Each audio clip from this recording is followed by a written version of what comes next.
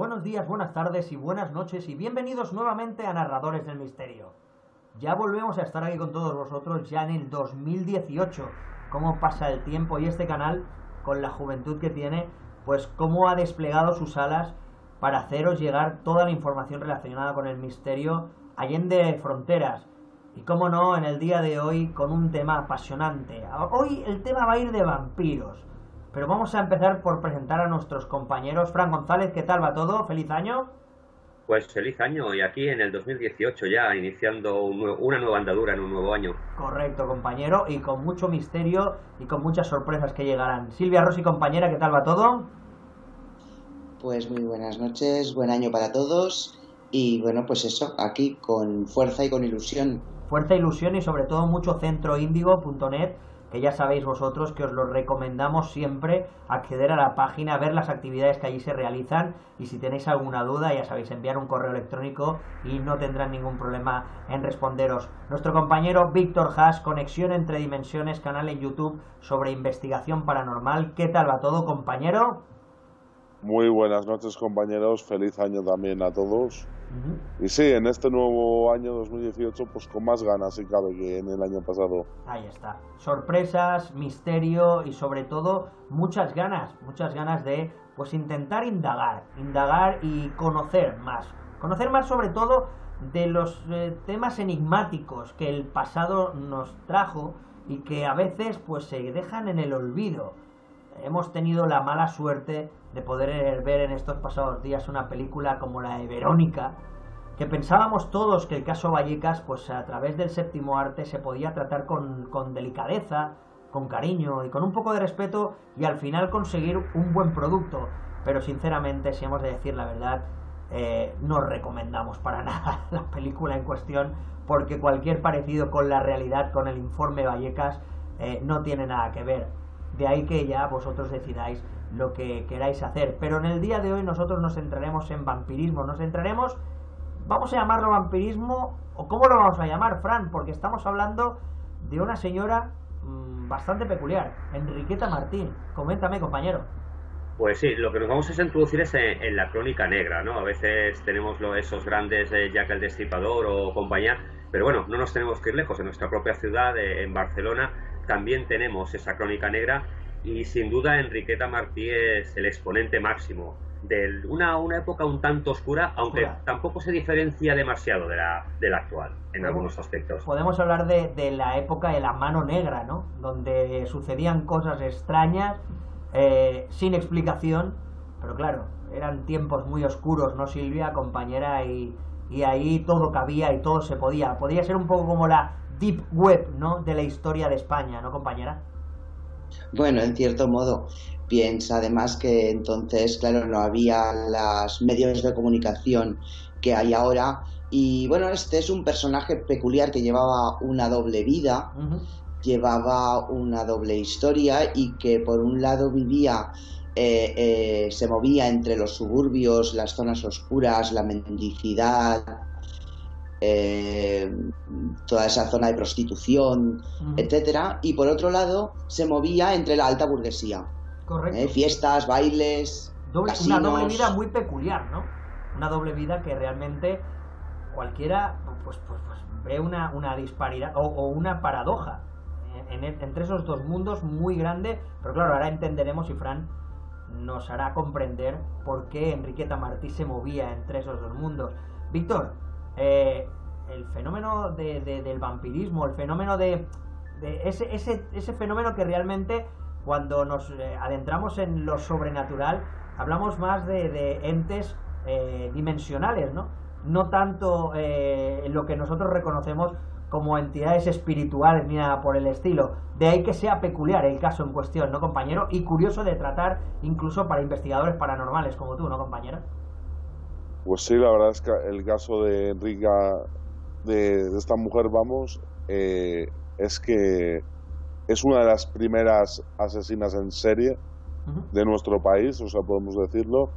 Se desconoce con exactitud el número de víctimas que tuvo y sobre todo centrarnos en que fueron todo niños, por lo tanto la energía que tuvieron que dejar tiene que ser de esas energías, como digo yo, escalofriantes a la hora de realizar una investigación paranormal, porque siempre os lo he dicho y no me cansaré de decirlo, lo más fuerte a la hora de encontrarse con alguna investigación es cuando tratamos con niños. Prefiero, en mi caso, tratar con la entidad más oscura del universo antes que con entidades de niños, por la simple pena que transmite.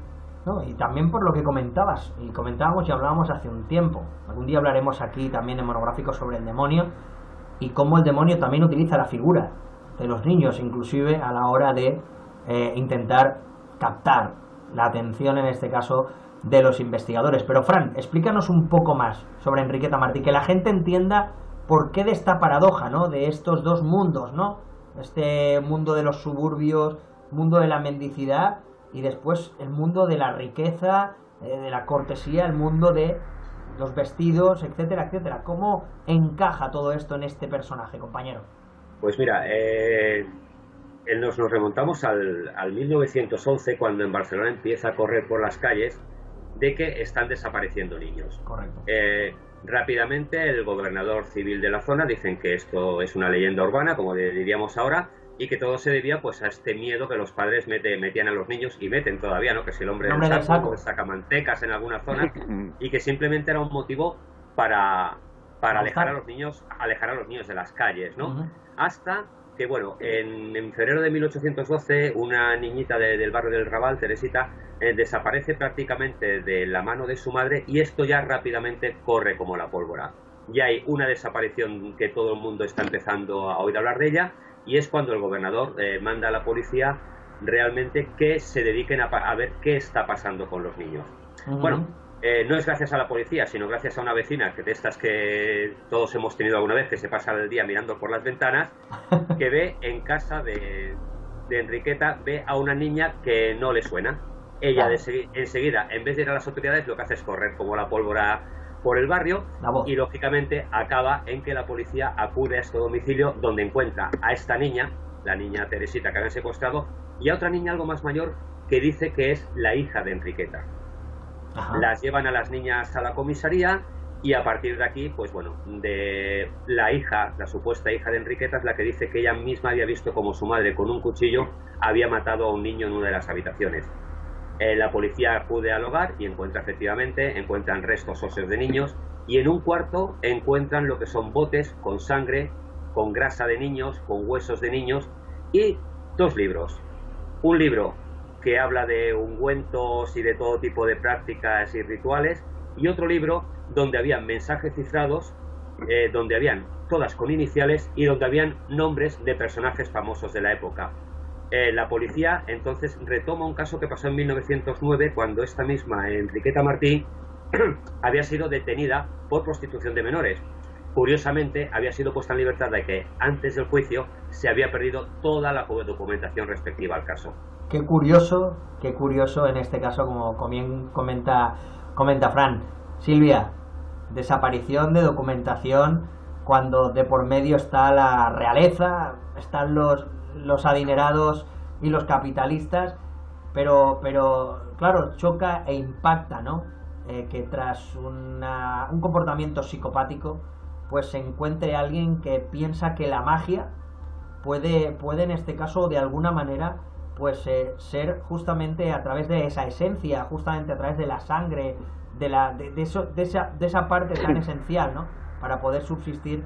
Pues cómo puede llegar a conseguir personas sus fines, en este caso, ¿no, compañera? Algo que es curioso y a la par aterrador, ¿no, Silvia? A ver, hay que ponerse en el contexto de la época. Esta mujer se definía como curandera. Ajá. Entonces, tenemos que pensar que en aquel momento la tuberculosis no solo arrasaba a la población, sino que además era mortal. No había cura. Y afectaba a todos por igual. Exacto, y afectaba a todos por igual, porque se transmite por el aire. Entonces, claro, ¿qué hizo esta mujer? Esta mujer era una oportunista, y lo que hizo fue dedicarse a vender pues ungüentos y elixires y filtros pues hechos con los huesos, los fluidos y la grasa de estas criaturas, pues para este tipo de enfermedades y como filtros de amor, bueno, en fin, con toda una serie de cosas. Como en todas las cosas existe la parte luminosa, la parte benéfica, y existe quien lo utiliza pues para sus propios fines y para lucrarse sin importarle lo que tenga que pasar por encima, claro.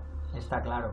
Víctor, tú lo has dicho hace un rato, y es lo espectacular y a la par el terror que genera, ¿no?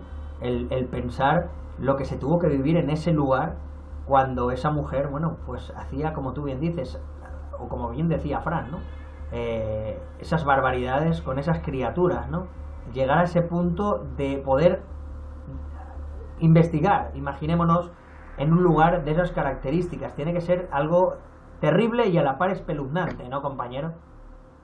Sí, sin ninguna duda. O sea, con el sufrimiento que tuvo que haber, además en todas las propiedades de Enriqueta Martí, porque no solo fue en su casa principal, fue en todas las propiedades. Encontraron restos de niños o botecitos o lo que fuese, y desde luego estoy seguro, si fuéramos a hacer una investigación no quedaríamos descontentos en absoluto, pero ya no solo porque sabríamos que también había energías de niños principalmente, pero también debido a todo lo que se tuvo que vivir ahí, no me sorprendería tampoco nada que pudiéramos encontrar incluso hasta fuerzas demoníacas, claro, en un lugar así. Claro. ¿Vale?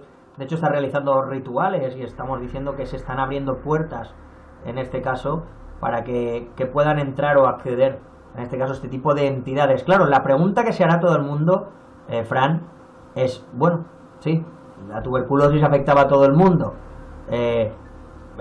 Los adinerados de alguna manera intentan salvar su vida, y para salvar su vida pues tienen que hacer lo que sea, pero claro, ¿hasta dónde llega este caso? ¿Hasta dónde podemos contar para que la gente sepa qué es lo que sucedió al final con Enriqueta Martí? Porque si estaban al final involucrados gente del mundo de la alta burguesía, la pregunta que se hará todo el mundo es, cuando a ella la descubren, ¿qué sucede, compañero?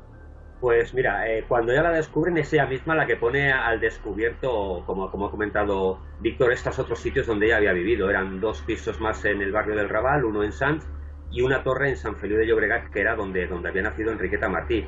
Entonces ella misma es la que le dice a la policía, me habéis cogido, pero ahora se va a saber todo.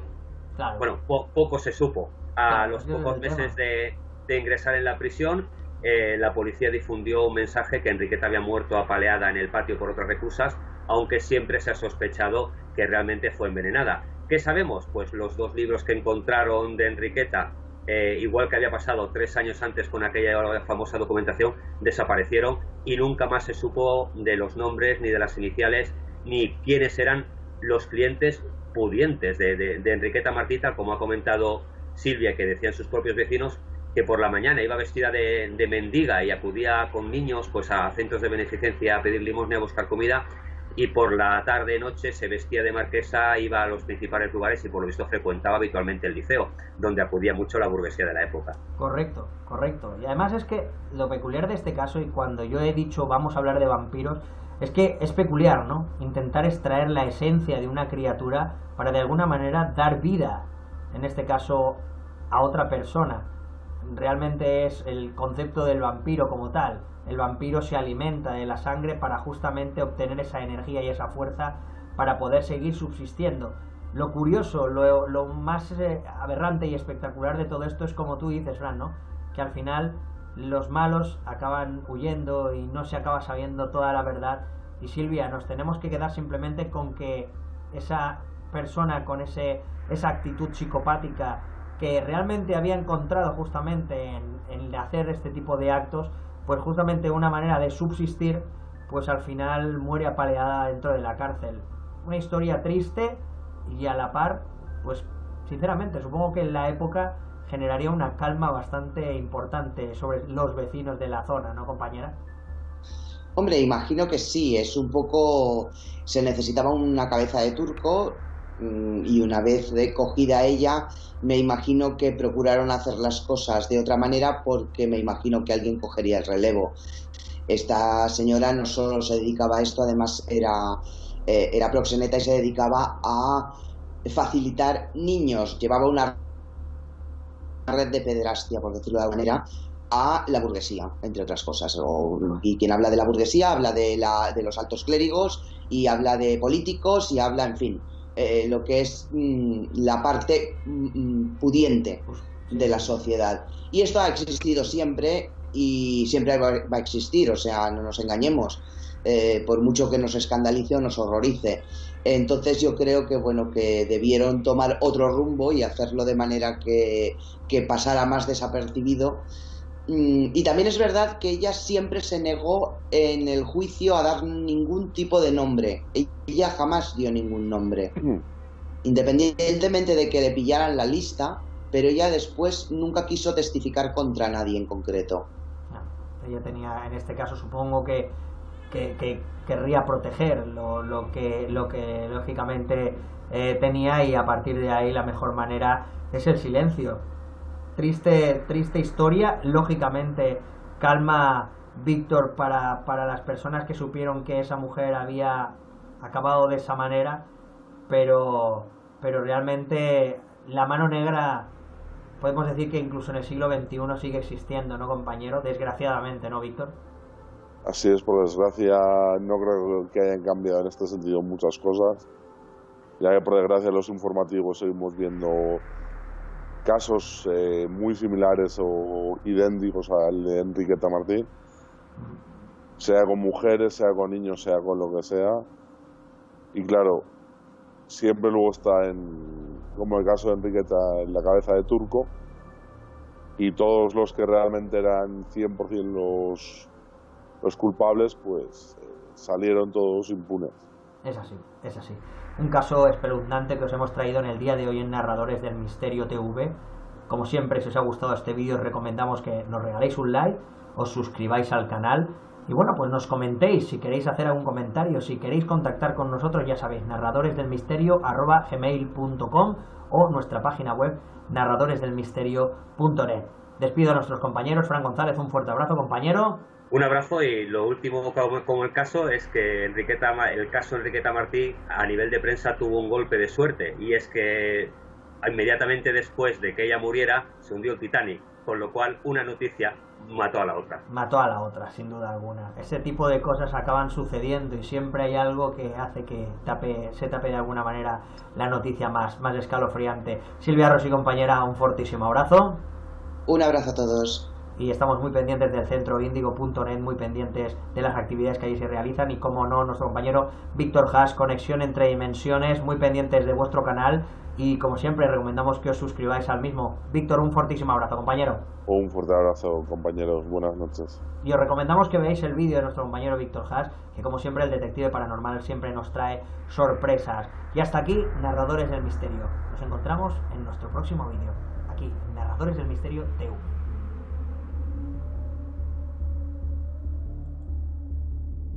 Si te ha gustado este vídeo, recuerda darle al like y sobre todo, suscríbete al canal Narradores del Misterio TV. Todas nuestras redes sociales podrás encontrarlas en la descripción de este vídeo, además de nuestra página web narradoresdelmisterio.net.